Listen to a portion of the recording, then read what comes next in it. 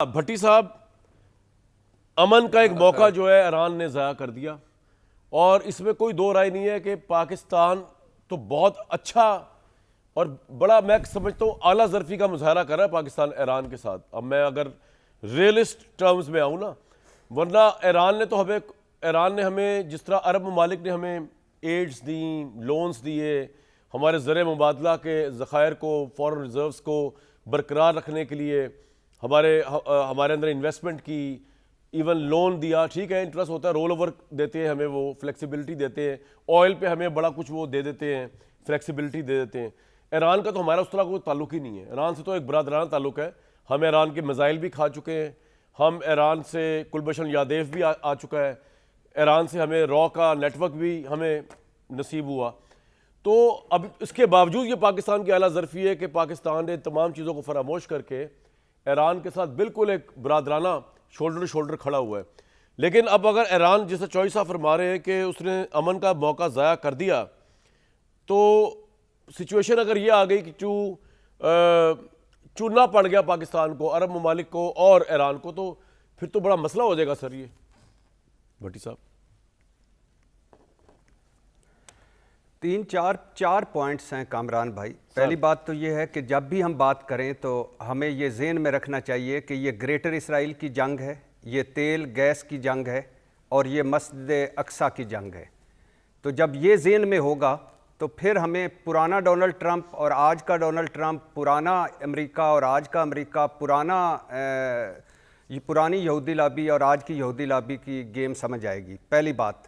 दूसरी बात, America Israel की ईरान पर जो बिला जवाज़ मुसल्लत करदा जंग है, ये जो नंगी जाहिरियत है, ये जो वहशतो बर्बरियत है, इसके 34 दिन हो गए हैं और 34 दिन की जंग ईरान ने जीती है, अपने सब्र से, अपनी हिम्मत से और अपने एक होने से। क्यों जीती है?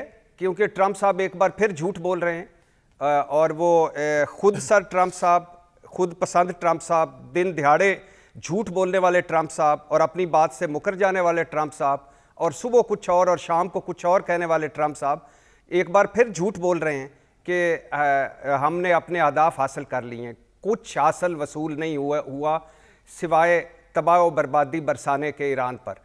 12,000 जगहों पर बमबारी की है, 12,000 अहदाफ पर। और फ्रस्ट्रेशन और डिप्रेशन का ये लेवल है कि अब बिस्किट बनाने वाली फैक्ट्रियाँ और कैंसर की दवाइयाँ बनाने वाली जो फैक्ट्रियाँ, उन पर भी हमले हो रहे हैं। 34 दिनों की जंग के बाद ना ईरान में रिजीम चेंज हुआ है, ना ईरान ने सरेंडर किया है, ना ईरान में बगावत हुई है, ना ईरान में वेनेज़ुएला मॉडल ने काम किया है। ईरानी हुकूमत मौजूद है, ईरानी फ़ौजी स्ट्रक्चर मौजूद है और उल्टा आबनाए हुर्मज़ बंद है और आबनाए हुर्मज़ सिर्फ खुली है। ईरान ने कहा है कि खोली नहीं है, उन्होंने कहा है अमेरिका, इसराइल और उनके इत्तेहादियों के लिए ये बंद है और बंद रहेगी, बाकी जो गुजर सकते हैं वो गुजरें।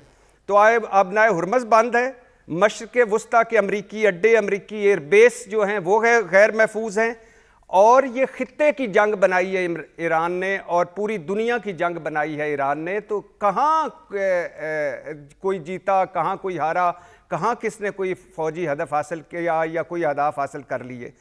जहां तक अमन का मौका ईरान ने खोया कि नहीं अमन खोया, का मौका जाया किया, ये सवाल। जहां तक इस बात का ताल्लुक है कि ईरान ने अमन का मौका जाया कर दिया, हैरानी है। यानी जो 9/11 के बाद 9,40,000 लोग कत्ल करने वाले अमेरिका, इसराइल और उनके इत्तेहादी, क्या हम ये कहें कि वेनेज़ुएला के सदर ने अमन का मौका ज़ाया कर दिया था या वो अमन का मौका ज़ाया करने पर उसे गिरफ्तार किया गया और जेल पहुंचाया गया है? क्या अमन का मौका था? ईरान तो मुज़ाकरात कर रहा था, 2 मरतबा मुज़ाकरात किए, दोनों मरतबा कामयाबी के करीब पहुंच गए थे। 90%, 95% जो है अभी की बात हो रही है सर, अभी तो वो मुज़ाकरात से डिनाई कर रहे हैं ईरान। अभी की बात हो रही है भट्टी साहब, आप पीछे ले गए। अब आज इस वक्त इस घड़ी तक अमेरिका की शर्तों पर मुज़ाकरात नहीं होंगे और बात फिर हुई है। इस वक्त इस घड़ी तक कोई है जो अमेरिका और इसराइल की गारंटी दे, जो नेतन्याहू और ट्रंप की गारंटी दे, जो ये गारंटी दे कि मुआहदा होने के बाद दोबारा हमला नहीं होगा, दोबारा जंगबंदी के खिलाफ वर्जी नहीं होगी? नहीं ऐसा हो सकता। मुझे वो हिलरी क्लिंटन बार बार मैं याद करता हूं, उनकी वो 2018 की स्पीच याद आ रही है कि डरो उस दिन से जिस दिन ट्रंप के पास आपकी ज़िंदगी और मौत के फैसले करने का इख्तियार होगा। और एक बड़ी किताब 2017 में लिखी अमरीकी माहिर नफ्सियात बेंडली ने 27 माहिरीन नफ्सियात के साथ मिलकर, the dangerous case of the Trump. इसे पढ़ लें और इसमें ट्रंप की नफ्सियाती और असाबी बीमारियों का जिक्र है। और इस किताब का लुबे लुबाब यह है कि ट्रंप इस काबिल नहीं कि अमरीकी सदर बन सके। ये अमरीका के लिए भी खतरा है और दुनिया के लिए भी खतरा है। तो कहने का मकसद ये है कि कैसे बंदे, दो ऐसे लोगों पर के रहमो करम पर है दुनिया, जिनमें सुबह कुछ और होती है, शाम कुछ और होती है, दोपहर को वो कुछ और होते हैं।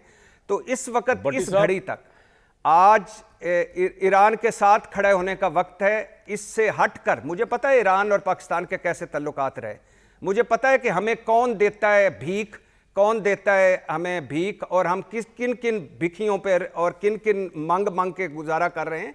तो वक्त आते हैं कौमों पे। ईरान ने अपने सब्र से, अपने हिम्मत से जवाब दिया है। और वैसे मैं तो हैरान हूं, मैं हैरान इस बात पे हूं, ये हमारे जो तीनों पैनलिस्ट है ना, मैं अपने व्यूअर्स के साथ शेयर कर रहा हूं एक बात, कि मैं इतना हैरान हूं और कंफ्यूज हूं कि समझ नहीं आ रहा कि वो अमेरिका जो है वो कहता है मैं पहले दिन जीत गया, उसके बावजूद उसकी जंग जारी है। और वो जिसको कह रहा है मैंने धजिया उड़ा दी उसकी ईरान, वो कहता है वो तो हारा ही नहीं। ईरान अपनी जगह पे नहीं हारा, अमेरिका अपनी जगह पे नहीं हारा।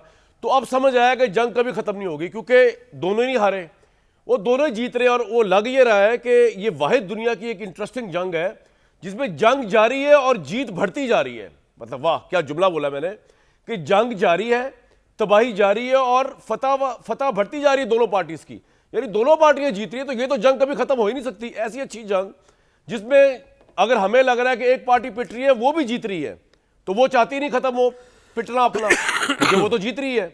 और जो मार रही है, चाहे वो जितनी दलदल में फंस रही है, जितना उसको बिलियन डॉलर्स लग रहा है, वो जीत रही है। वो कह रहे हैं हम पैसा लगा के भी फ्यूचर जनरेशन में इन्वेस्टमेंट कर दी हमने, हम तो जीत रहे। ये जंग कभी खत्म नहीं होगी मेरे भाइयों।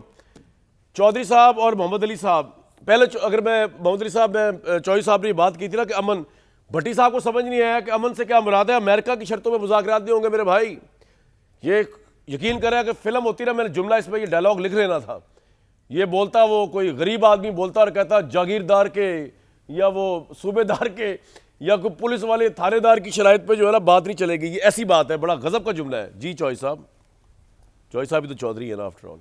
ये सर कोई इसके अलावा कोई और सवाल है तो सर मैं हाजिर हूँ। मैं शायद भट्टी साहब के ऊपर रिस्पॉन्ड नहीं करना चाहता उनकी किसी बात पे। मैं कह रहा हूँ पीस का मौका मैं पूछ रहा हूँ आपसे। आपने लास्ट उसमें कहा था ना कि जी मौका खो दिया ईरान ने, कैसे खो दिया मेरे भाई? चले ये बता दें मुझे। नहीं सर, नहीं, मैं इस पे बात ही नहीं करना चाहता। मोहम्मद अली साहब, चले मैं घुमा के आया था। मोहम्मद अली साहब, सर ये समझ नहीं आ रही, दोनों पार्टियां जीत रही हैं और मुज़ाकरात भी नहीं हो सकते ऐसे मौके पे, दोनों जीती हुई हैं। मुज़ाकरात तो होते हैं, कुछ थोड़ा एक पीछे हो एक आगे हो। कुछ समझ आ रही है आपको? दोनों जीते हुए। देखिए मैं उसकी बुनियादी वजह यह है कि दोनों की जंग के मकासद और अहदाफ मुख्तलिफ हैं। अच्छा, ईरान जो है वो अपनी सर्वाइवल की जंग लड़ रहा है, बका की जंग लड़ रहा है, खुद मुख्तारी की जंग लड़ रहा है, इज़्ज़त और हमीयत की जंग लड़ रहा है, और उसको पता है कि दुनिया में कोई भी उसके साथ नहीं खड़ा। ये भी एक हकीकत है। लेकिन दूसरी जानिब अमेरिका एक सुपर पावर है जिसका ये हदफ है कि चीन को उसने आइसोलेट करना है, उसकी एनर्जी सिक्योरिटी को उसने कंट्रोल करना है, और वो जो तमाम तेल के रूस के अलावा सोर्सेज हैं चीन के, उनको अमेरिका चंद सालों पर मुहित एक लॉन्ग टर्म स्ट्रेटजी के तहत या तो कंट्रोल करना चाहता है या डिस्ट्रॉय करना चाहता है। और अभी जैसे जावेद साहब ने बात की, मैं थोड़ा सा उसमें आगे बढ़ाऊंगा कि अगले 2-3 हफ्ते जो हैं